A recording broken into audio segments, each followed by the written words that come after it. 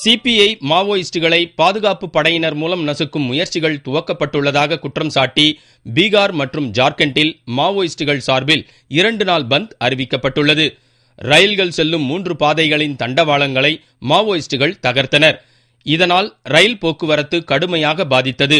பந்த் காரணமாக வாகன போக்குவரத்து ஸ்தம்பித்ததோடு மாவோயிஸ்டுகளுக்கு பயந்து கடைகளும் அடைக்கப்பட்டதால் சகஜ வாழ்க்கை முடங்கி போனது. बहुत तरह की कठिनाई हम लोगों को रहती है. डर में लगा रहता कि कहीं कोई ट्रैक नहीं उड़ा दे या फिर आने जाने में कहीं देर नहीं हो जाए, समय में पहुंच नहीं पाए हम लोग, तो बहुत कठिनाई है हम लोगों को. तो मेरे हिसाब से नहीं होनी चाहिए.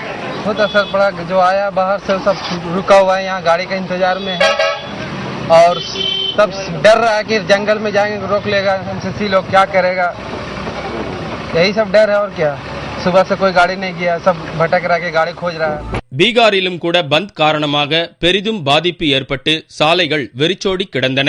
பொதுமக்கள் வாகன போக்குவரத்து மட்டுமின்றி அரசு வாகன போக்குவரத்தும் நிறுத்தப்பட்டது. இதனால் பயணிகள் பெரிதும் சிரமமடைந்தனர். இருந்தாலும் பயணிகள் பாதுகாப்புக்காக சிறப்பு ஏற்பாடுகள் செய்யப்பட்டிருந்தன. ஏழை மக்களின் ஆதரவோடு துவக்கப்பட்ட மாவோயிஸ்ட் இயக்கம் இப்போது பொதுமக்களுக்கே எதிரியாக மாறி சிக்கலை ஏற்படுத்தி வருகிறது.